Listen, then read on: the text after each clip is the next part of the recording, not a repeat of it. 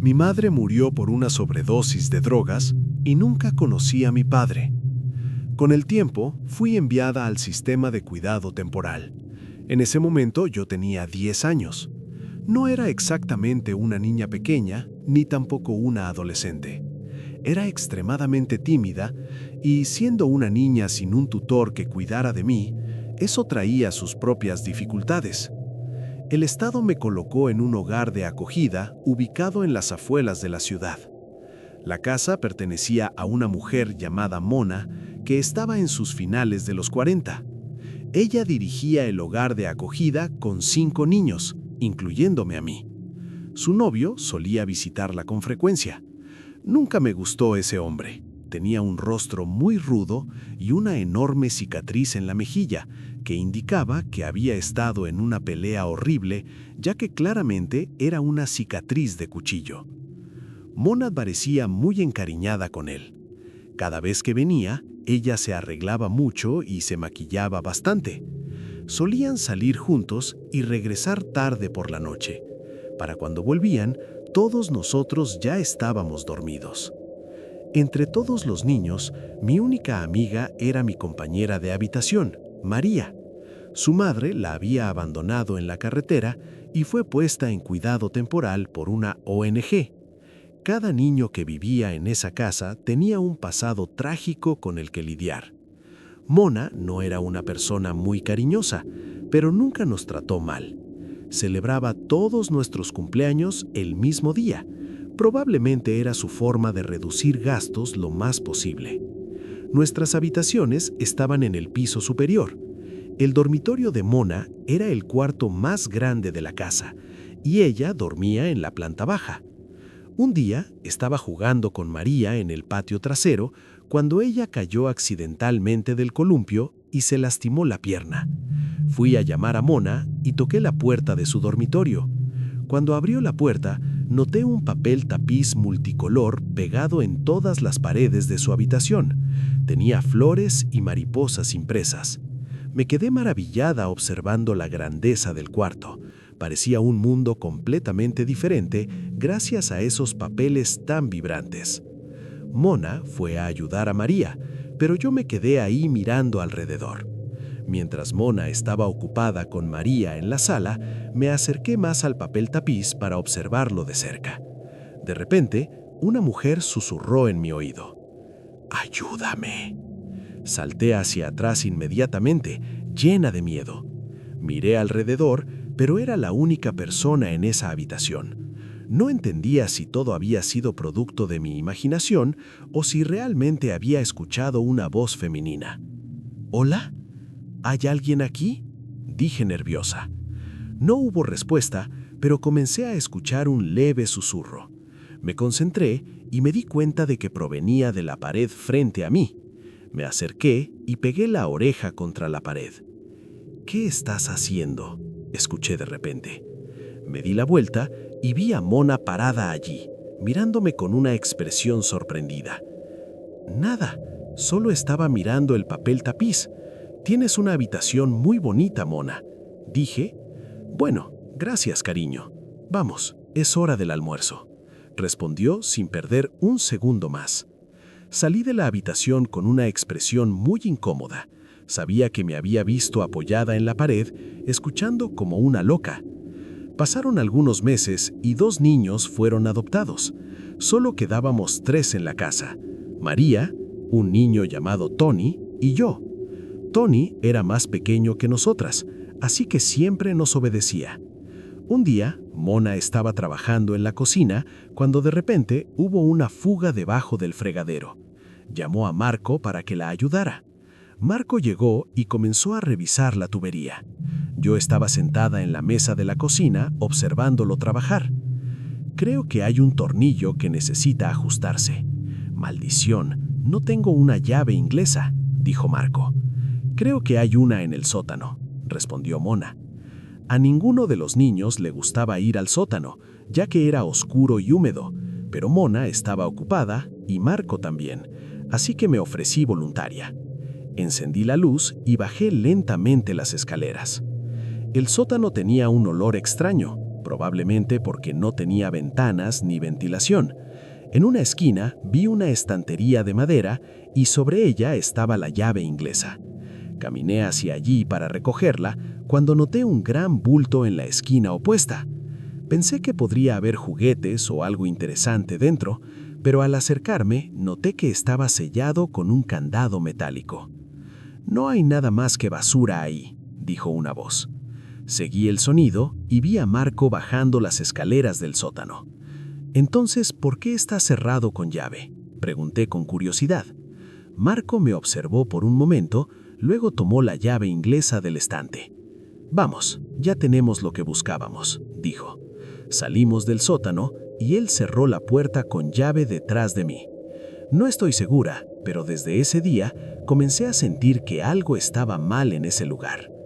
Por las noches podía escuchar voces recorriendo los pasillos, pero cuanto más intentaba escuchar, más se desvanecían.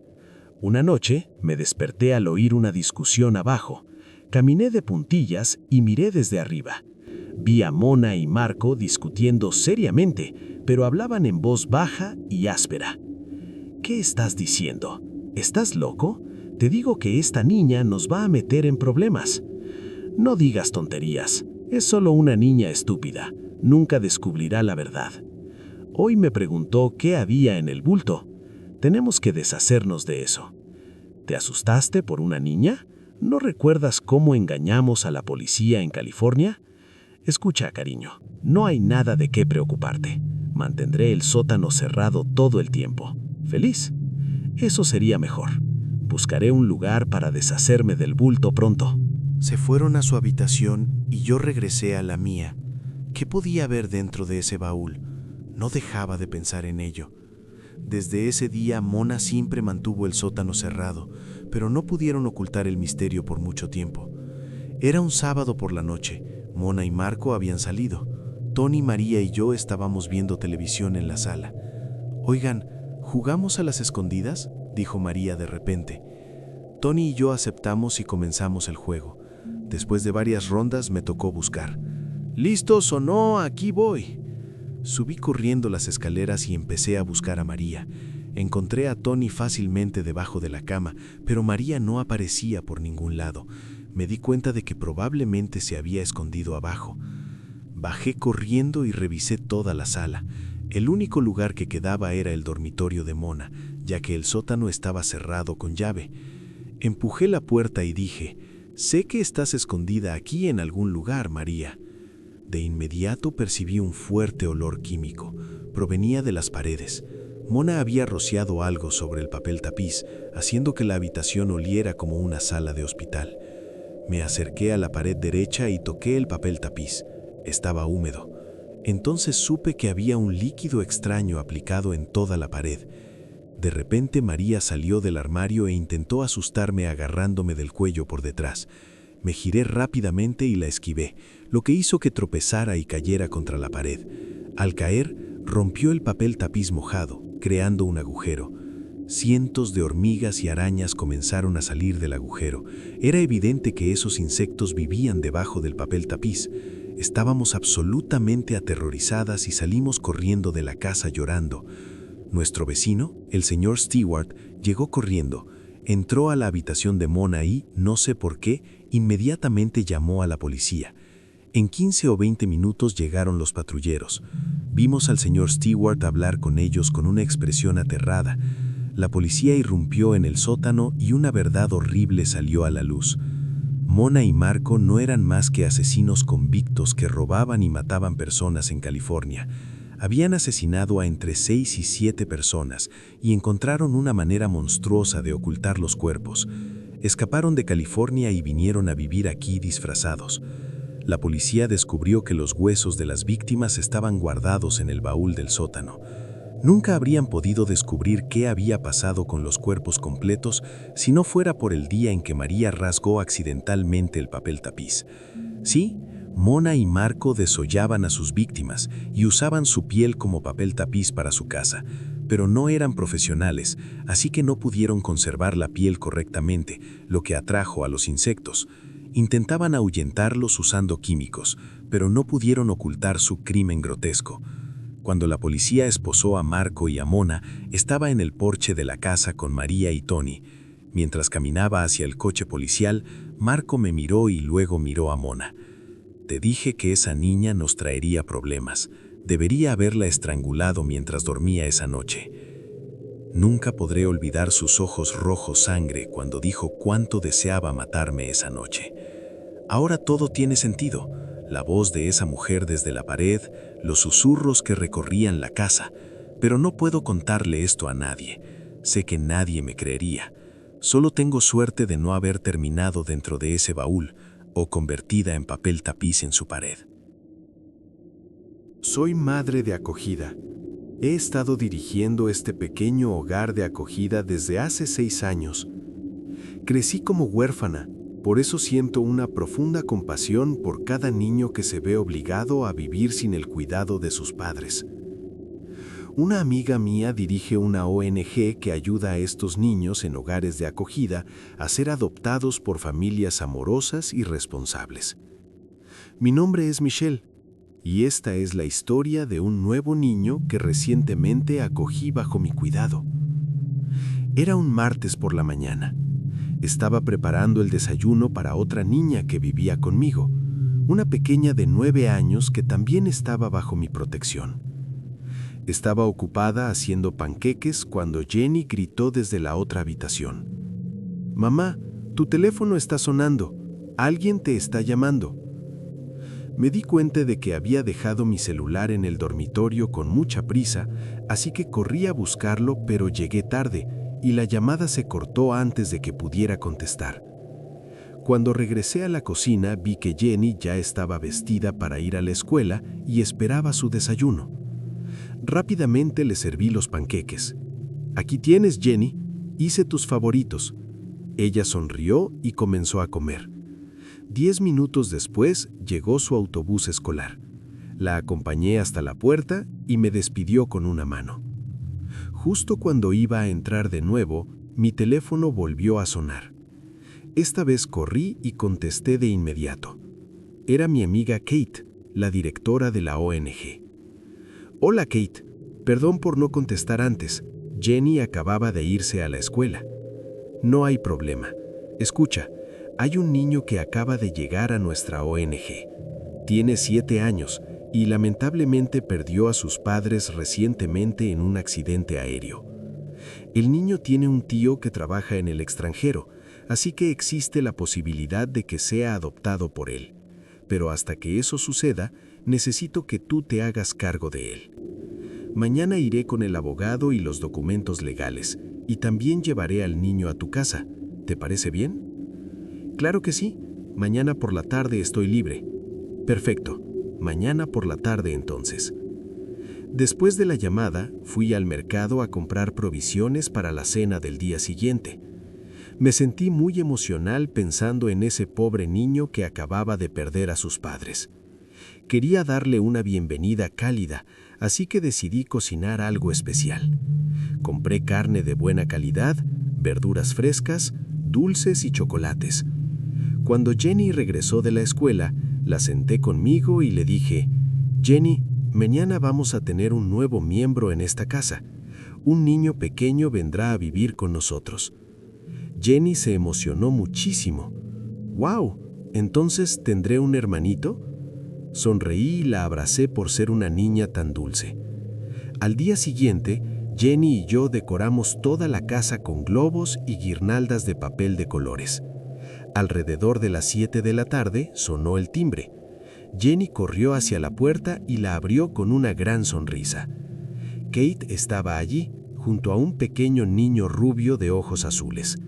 A su lado había un hombre de unos 50 y tantos. Supuse que era el abogado del niño. «Pasen, por favor», dije con alegría. Todos entraron y se sentaron en la sala. Kate miró a Jenny y le dijo: «Te estás volviendo una niña muy hermosa». Jenny se enrojeció de felicidad. Luego miró al niño y le dijo: «Tú eres mi hermanito, ¿verdad?». Todos reímos al escuchar sus palabras tan tiernas, excepto el niño. Él se sentó como un robot. No habló ni sonrió ni una sola vez. Kate dijo: «Luke, saluda a tu hermana. Este va a ser tu hogar ahora. Vas a ser muy feliz aquí». Luke me miró y dijo con una voz completamente vacía: «¿Quién es ella?». «Ella es Michelle. Va a ser tu mejor amiga a partir de ahora», respondió Kate. Le sonreí, pero él siguió mirándome fijamente, sin expresión. Su rostro estaba tan vacío que después de un rato su mirada comenzó a incomodarme. Hablamos en detalle sobre los términos legales del proceso. Fue un alivio saber que los padres de Luke le habían dejado suficiente dinero para asegurarle un buen futuro, estudios universitarios y todas las oportunidades necesarias para una vida estable. Cuando Kate se estaba yendo, se despidió de Luke. Él no se levantó para abrazarla. Se quedó sentado un momento mientras Kate subía al auto y se marchaba, y luego volvió a sentarse en el sofá de la sala. Me acerqué lentamente y me senté a su lado. Sabía cuánto trauma había pasado ese niño, así que le hablé con suavidad. «Luke, ¿te gustaría comer un poco de helado?». Él bajó la cabeza y no respondió. Jenny dijo: «Tal vez esté cansado, mamá». Sonreí. «Creo que tienes razón. Tú quédate con Luke. Yo iré a preparar las camas». Escuché a Luke preguntarle a Jenny: «¿Ella es tu mamá de verdad?». Jenny sonrió y dijo: «No, pero me gusta llamarla mamá. Es buena y va a cuidar bien de nosotros». Preparé las camas. Les arreglé una litera. Jenny dormiría arriba y Luke abajo. Los arropé y les di un beso de buenas noches. Luke se giró hacia la pared. Me fui a mi habitación y me acosté. No recuerdo exactamente la hora, pero me desperté con una sensación extraña. Aún medio dormida, vi a Luke parado justo frente a mí, respirando con dificultad. La habitación estaba completamente oscura. Pensé que se sentía mal, así que encendí la lámpara de noche y casi grité del terror. Luke estaba allí, de pie, mirándome, pero sus ojos estaban completamente blancos. No sé cómo explicarlo, pero sus ojos se habían vuelto hacia arriba, mostrando solo la parte blanca. Con voz temblorosa le pregunté: «Luke, ¿qué te pasa?». Parpadeó una vez y dijo: «Mi mamá me está llamando. Me está esperando en esa casa azul. Mi mamá. Ella me llama todo el tiempo». Lo levanté del suelo y grité: «¡Jenny! ¡Jenny!». Jenny vino corriendo. «¿Qué pasa, mamá?». «Llama a Kate ahora mismo, por favor». Jenny intentó llamar a Kate, pero no contestó. Acosté a Luke en la cama. Estaba tan aterrada que no pude dormir en toda la noche. Jenny tampoco durmió. Se quedó despierta conmigo. A la mañana siguiente, cuando Luke despertó, le pregunté: «¿Recuerdas lo que pasó anoche?». Luke me miró fijamente sin decir una sola palabra. Kate llegó a las pocas horas después de recibir mi mensaje. Lo sentó y le dijo: «Luke, cariño, tienes que entender que tu mamá y tu papá están en el cielo ahora. Te están cuidando desde allí, pero ya no pueden venir aquí». «Ella no era mi verdadera mamá», dijo Luke. Kate y yo nos miramos completamente sorprendidas. «Cariño, ¿qué estás diciendo? Ella era tu mamá. Te quería mucho». «Mi mamá está en esa casa azul. Me está esperando allí. ¿Pueden llevarme con ella, por favor?». Ninguna de nosotras entendía qué estaba pasando. Por curiosidad le pregunté: «¿Sabes dónde está esa casa azul?». Luke respondió: «Sí, puedo llevarlas». Lo que sucedió después fue algo que jamás imaginamos. Kate y yo pensamos que la mejor manera de ayudar a ese niño era hacer lo que decía. Tal vez solo quería salir. Los niños a veces hacen cosas extrañas por razones extrañas. Así que subimos todos al auto y encendí el motor. Luke se sentó a mi lado y dijo: «Toma la primera a la izquierda».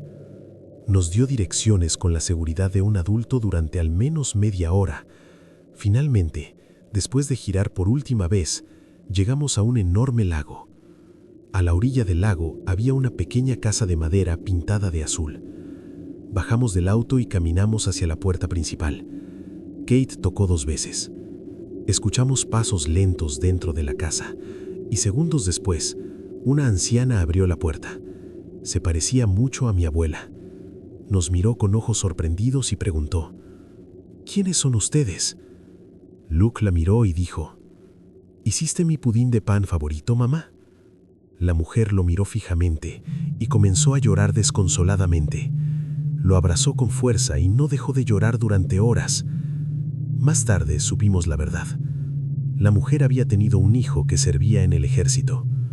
Él solía visitarla durante las vacaciones. Una mañana, recibió la noticia de que su hijo había muerto como un héroe en la guerra 2 días antes. Su nombre era Sam. Sam murió el 21 de diciembre, el mismo día en que Luke nació. Puede parecer una coincidencia extraña, pero cada vez que Sam visitaba a su madre, lo primero que decía era: ¿Hiciste mi pudín de pan favorito, mamá? Y luego la abrazaba. Luke caminó por toda la casa contando detalles imposibles, cosas que solo alguien que había vivido allí podía saber. Pero lo más aterrador ocurrió cuando la anciana nos mostró una foto de la infancia de su hijo. Era Luke, exactamente Luke. Cuando era más joven, quería tener hijos más que cualquier otra cosa en el mundo. Pero cuando descubrí que nunca podría tener hijos propios, tomé la decisión de convertirme en madre de acogida. Mi esposo estuvo de acuerdo conmigo, ya que otros métodos alternativos para tener hijos estaban completamente fuera de nuestro alcance económico. Durante años acogimos a muchos niños. Cada uno tenía sus propios problemas, traumas y desafíos, pero los amé a todos. Sin embargo, hubo un niño que fue diferente a los demás. El último niño al que jamás le dimos un hogar temporal. Su nombre era Simon. Al principio, Simon no parecía muy distinto a otros niños que habíamos cuidado, pero siempre había algo inquietante en él. Era callado, retraído, distante. Eso no era raro en niños provenientes de situaciones difíciles, pero había algo más, algo que no podía explicar. Por alguna razón desconocida, la organización no quiso decirme nada sobre su pasado. No me dieron ninguna información salvo su edad y su nombre. Normalmente siempre recibía al menos un informe mínimo sobre el historial del niño, qué cosas podían desencadenar sus traumas, qué temas debía evitar, cómo tratarlo con sensibilidad. Con Simon tuvimos que ir completamente a ciegas. Me vi obligada a sacar mis propias conclusiones sobre los horrores que pudiera haber presenciado. No tenía cicatrices visibles y cuando intenté abrazarlo, no se encogió ni mostró miedo. Eso normalmente era una buena señal, ya que los niños abusados suelen reaccionar con sobresalto ante cualquier contacto. No quise presionarlo para que hablara de su pasado. Pensé que cuando se sintiera seguro, se abriría conmigo. Así que comencé a darle el mejor trato posible, algo que siempre me había funcionado antes. Le dejamos elegir el color para pintar su habitación y lo hicimos juntos. Debería haber prestado más atención al color que eligió sin dudarlo, pero en ese momento solo quería hacerlo feliz. Darle el poder de tomar decisiones era uno de los primeros pasos para que se sintiera seguro. Eligió un color rojo intenso, rojo sangre. Cuando le pregunté qué más le gustaría para decorar su habitación, se quedó pensando por un momento. Esperaba que dijera camiones de bomberos o superhéroes, pero estaba equivocada. Tal vez algunos cráneos, o fuego, o ambos, dijo con una sonrisa. Fue la primera vez que lo vi emocionado por algo. Intenté reírme, pensando que solo estaba actuando, pero en el fondo me sentí perturbada. Esa fue solo una de las muchas señales de alerta que decidí ignorar durante su estancia con nosotros. Fue en ese momento cuando decidí intentar preguntarle sobre su pasado. Pensé que podría hacerlo poco a poco, preguntándole si había vivido en ciertos lugares, pero antes de que pudiera avanzar, él pareció notar mi incomodidad.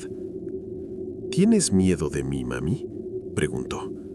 Todas mis mamás me tienen miedo. Claro que no, cariño. ¿Por qué dirías eso?, respondí, intentando mantener la calma. No te preocupes, mami. Pronto tendrás miedo. Me miró fijamente durante unos segundos y luego comenzó a reírse de forma histérica. Después de eso, se negó a hablar más del tema. Cuando le pregunté por qué sus mamás le tenían miedo, guardó silencio absoluto. Como puedes imaginar, estaba confundida y preocupada. La organización no me había dado ningún contacto directo. Solo había visto a su trabajadora social el día que lo trajeron y nunca me dieron su número. Un día, mientras trabajaba en el jardín, Simon corría a mi alrededor. De repente se detuvo cuando le pedí que bajara la velocidad. Me miró y comenzó a correr hacia mí haciendo una expresión muy extraña en el rostro. Me quedé quieta, incómoda, pensando que solo estaba jugando. Pero cuando llegó frente a mí, levantó las manos e hizo un gesto como si estuviera apuñalando. «¿Qué estás haciendo?», le pregunté. Él sonrió y respondió: «Solo estaba comprobando si tenías miedo de morir o no». «Simon, no puedes decir cosas así». «He hecho mucho más de lo que he dicho», respondió y se fue caminando hacia la casa. Me quedé paralizada por el miedo durante varios minutos. Al día siguiente decidí ir a la organización para pedir respuestas. Cuando le pregunté al gerente por Simon, su rostro se puso pálido. «¿Por qué? ¿Intentó lastimar a alguien?», preguntó. Me quedé en shock. Le grité furiosa: «¿Alguien va a decirme qué demonios le pasa a este niño?». Entonces el hombre confesó la verdad. Simon había sido adoptado anteriormente por 2 familias diferentes. En ambos casos ocurrieron accidentes misteriosos que terminaron con la muerte de otros niños en esas familias.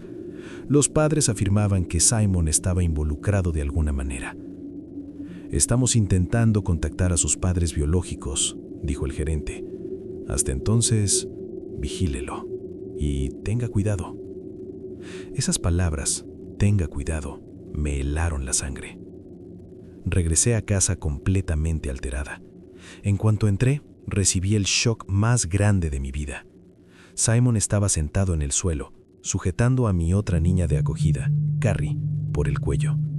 Tenía un cuchillo afilado presionado contra su garganta. Me miró con una expresión de odio puro. «Simon, ¿qué estás haciendo? Eso es peligroso. Suéltala», grité.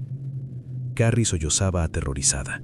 Di un paso hacia él, pero me gritó: «No te acerques o la corto». Escuchar esas palabras salir de la boca de un niño era algo imposible de procesar. «Cariño, suéltala. Mami está aquí para cuidarte». Intenté calmarlo. «Si de verdad querías cuidarme, ¿por qué fuiste a la organización?», escupió. «Carrie me dijo que fuiste a buscar a mis verdaderos padres». Mi cuerpo se paralizó. «No quiero a mis padres reales. No tengo padres reales. Están todos muertos». «¿Qué estás diciendo, Simon?», susurré. «¿Qué pasó con tus padres?». «Quemé la casa mientras dormían», dijo sonriendo. «Todavía recuerdo sus gritos y atesoro esos recuerdos». En ese momento vi a mi esposo a través de la ventana haciéndome señas para que mantuviera la calma. Supe que ya había llamado a la policía. Simon levantó el cuchillo hacia la garganta de Carrie. Me lancé para protegerla y el cuchillo me cortó el brazo. Mi esposo entró corriendo y logró desarmar a Simon. Él gritaba como un animal salvaje, con los ojos ardiendo como fuego infernal. La policía llegó y se lo llevó a un centro correccional.